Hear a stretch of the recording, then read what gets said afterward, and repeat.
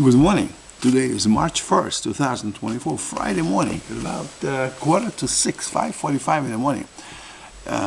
We're on lesson chapter 19 of the 53 chapters of Tanya. Here it is.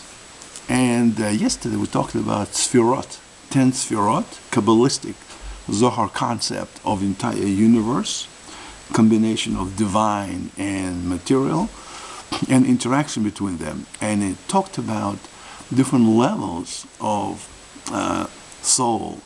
We all have souls that have differences. Some are, God gave us, to some people, it gave the soul that it's easier, makes it easier for it to access God's connection, to some more difficult. And even for the Rasha, even the people who completely left Judaism, they denounced it almost and say, I want to have nothing to do with that. Even for those Jews, the divine spark never gets extinguished. And at some point, it always gets awakened. Sometimes after death, unfortunately, sometimes before, hopefully before. So I want to read section 5 or chapter 18 of Tanya. Usually I just talk about it, but this I want to read, brief one. It's called section 5, Awakening of Dormant Love. An indication of the dormant love for God, which can awaken within all of us. The Tanya highlights the historical phenomenon of forced conversion. That is why even the most, Tanya says, irreverent and sinful Jews will in majority of cases agree to, quote, sanctify God's name and gave up their lives when faced with a threat, such as serve idols or die. And they will suffer harsh torture rather than denounce the God, the one God. The fact that when given an ultimatum, many irreverent and sinful Jews, in quotes, chose to give up their lives for Judaism in startling and counterintuitive. It is conceivable that an extremely devoted Jew might choose to do the ultimate act of worship and die for God, but for, quotes, irreverent Jews who reject Judaism as their day-to-day guidance and value system, the notion of martyrdom is hard to fathom.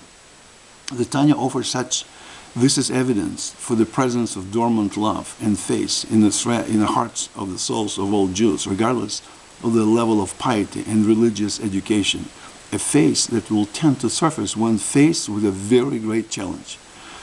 Many irreverent quotes unquote, Jews will sacrifice their lives for God, even if they are morally uncultivated, uneducated in Judaism, and ignorant of God's greatness. And even to the little knowledge that they do possess, they give little thought.